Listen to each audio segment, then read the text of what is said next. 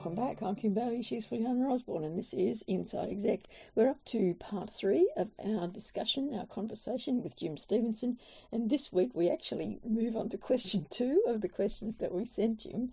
We're going to talk about AI and about ethics in organisations. We've talked for just over half an hour and we're up to question 2. We're doing well, doing really well. The next couple of questions are more about AI because we do have the listening group that are quite interested in introducing that and how they do it and what risks there are in terms of that. So it's about leadership and ethics.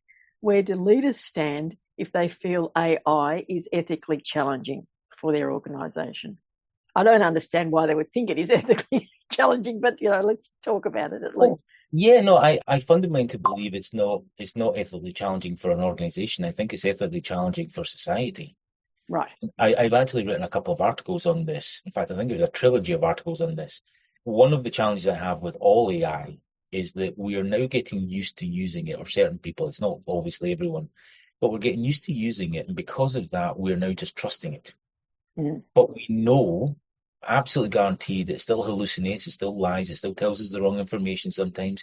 It tries to be helpful and it makes things up because it's trying to be helpful, which is a lovely characteristic in a human being, but I'm not sure I want it in my AI.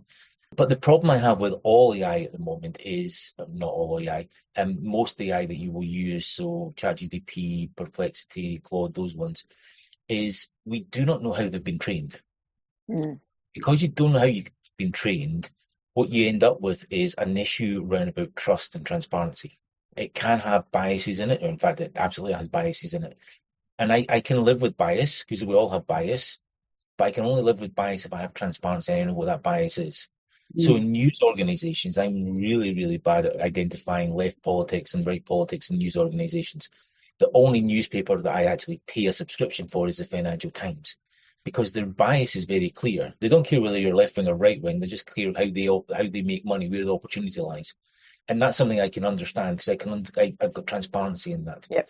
And I think with AI, that lack of transparency is a big, big issue.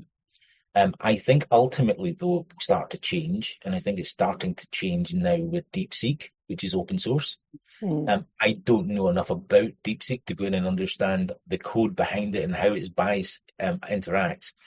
But I think as DeepSeek and other models become more open source, where we're going to get to is what's called sovereign cloud or sovereign AI, which is a way of ring fencing the AI so that actually all of the documents inside my organization, my AI can have access to and can learn and understand. It can also have the core model, so it's learned enough from the outside world, but then I can actually start to influence the bias by the documents that I'm sharing with it inside my own little world. Right. And at that point, I think organizations will be able to trust it more and be able to have confidence in it more. But ultimately, ethics isn't a technology issue. Ethics is a human issue. It's a leadership issue. So I think that the challenge for leaders in ethics around about AI is the framework that they want their AI to work in. And they need to be very clear. And I don't think leaders and organizations are very good at creating frameworks. We all have our corporate values on a wall somewhere, but the reality is we don't put anything in place to enforce them, to make them work, to encourage people. That cultural piece has always been, at least in my experience in the US and the UK, predominantly Europe as well, it's always something that's kind of outsourced to HR. And it's never quite landed properly. Everyone kind of just, it's a word on a wall. So for me, it's getting that framework around about how you want your AI to work, what you want it to do, when you want a human being to intercept and actually do something. So for example, we know in healthcare, I'm a chairman of a healthcare company. We know that AI is better, significantly better at diagnosing problems than a human doctor is. But no patient wants to get the information from an AI. So having AI support you, I kind of currently call it augmented AI, because what you want is your AI to augment a human being and make the human being better. At some point it'll change and it'll just become its own thing. But so for me, the ethical issue is leadership. It's about understanding where the transparency is within your organization, within your AI itself. It's just because you can do something doesn't mean you say you should. So I don't think that I don't think you should go away and fire all your call center staff just because an AI can answer the phone. I don't think that's the right way to go. So that augmented AI comes into play. And then the other aspect of all of this is that it's almost like ethics is viewed as a hurdle. How do I need to get the tick in the box to be an ethical company? And it's not. Ethics is who you are. It's a long-term strategy. It's the core of what you believe. Probably going to turn half your listeners off now. But DEI has a really bad name. It's got a really, especially in the US, there's a number of organizations in the US that are unwinding all their DEI programs because it's got a bad reputation. It's anti this, it's anti that. But the reality is that's just a label. I don't know any organization that does not value or has not benefited from understanding its customers, the communities it operates in, and its employees better. And if you think about it in that kind of terms, it's an ethical issue that everyone benefits from in a long term. And I think AI is in a similar boat.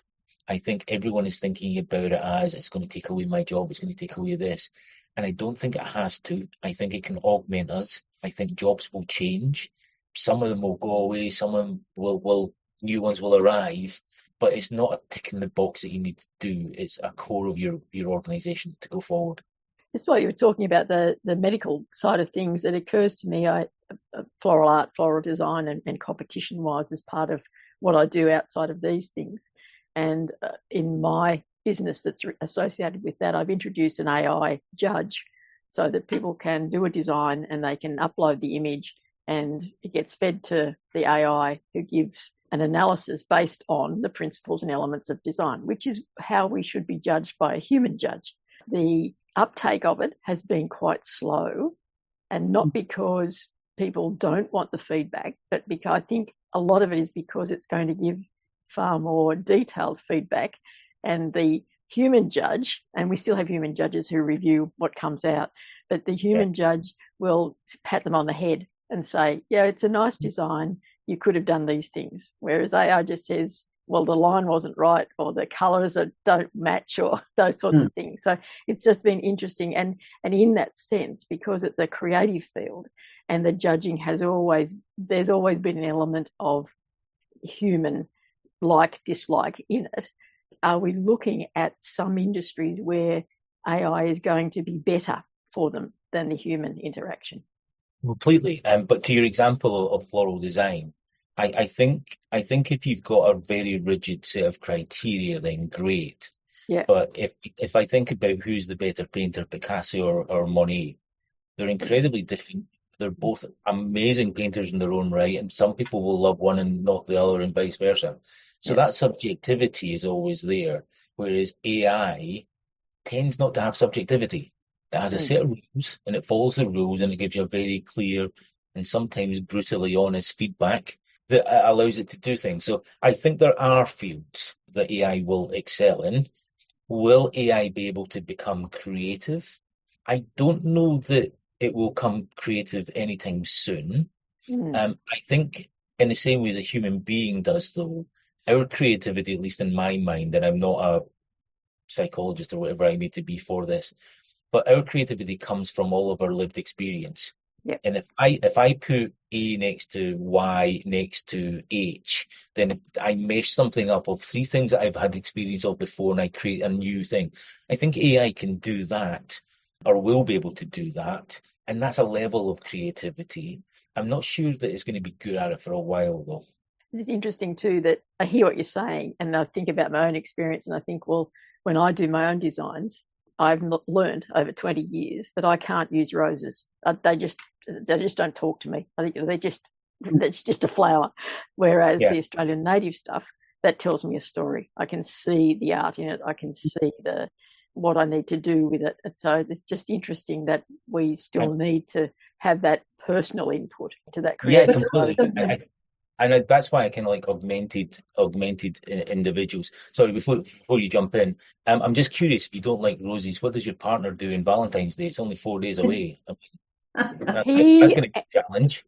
He's a technology freak. So generally for any kind of celebration, I will get something that's technology based. So I know not to expect flowers. Sometimes chocolates, but never flowers. No. Fair enough. Okay, that's good. Sorry, Fulyana, I interrupted. No, that was a good one.